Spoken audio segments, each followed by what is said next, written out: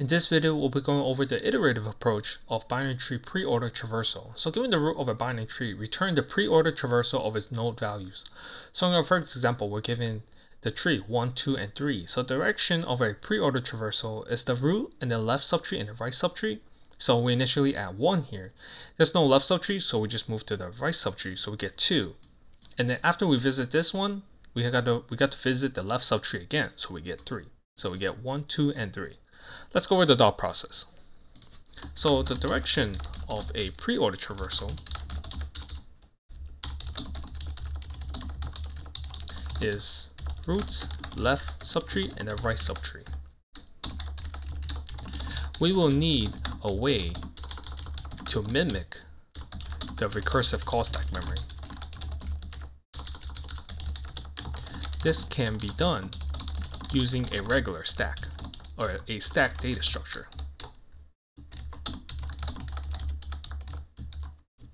So let's go over the pseudocode. So we'll first validate the input parameter.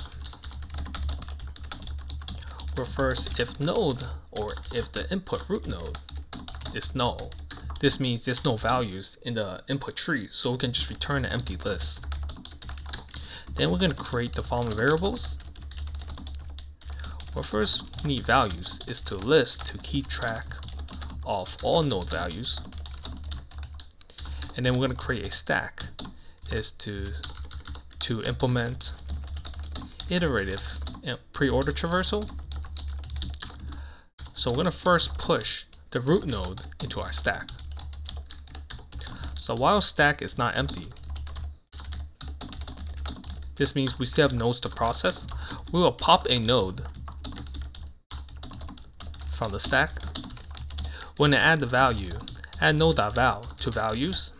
This means the current node is currently represented as our root node here in our traversal.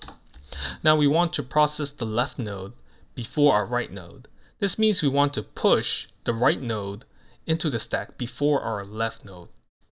So if node.right is not null, we want to push node.right into our stack. Into stack, and then if node.left is not null, we want to push node.left into stack. This will allow us to have the left node to be on the top of the stack. Then when we process the next node, we're going to process the left node first. Then we can just return values, which is our list of all node values. Now let's go over the time and space complexity. For the time complexity is O of n, where n is the number of nodes in the input tree. We visit each node once. And our space complexity is O of n plus O of h. So we still get O of n. So where n is the number of nodes in the input tree, and h is the height of the input tree. So O of n is our values list, and O of h is our recursive, it's not recursive, it's our stack data structure. Let's go over the code. So we'll first validate the input parameter. If root is null, this means there's no values, so we can just return an empty list.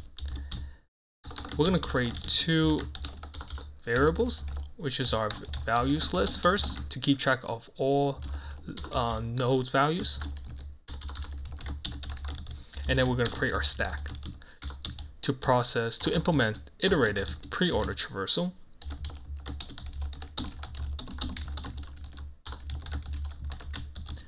We're going to push the root node into our stack first. And then while stack is not empty, this means we still have nodes to process. We want to pop a node from the stack. We want to add the current node value to values list. And then we want to process our left subtree before our right subtree. So we want to push the right subtree before our left subtree into the stack.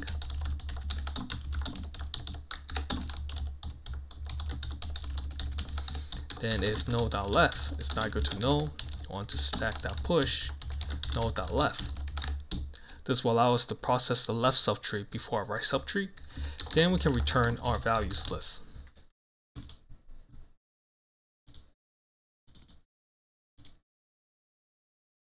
Let me know if any questions in the comment section below.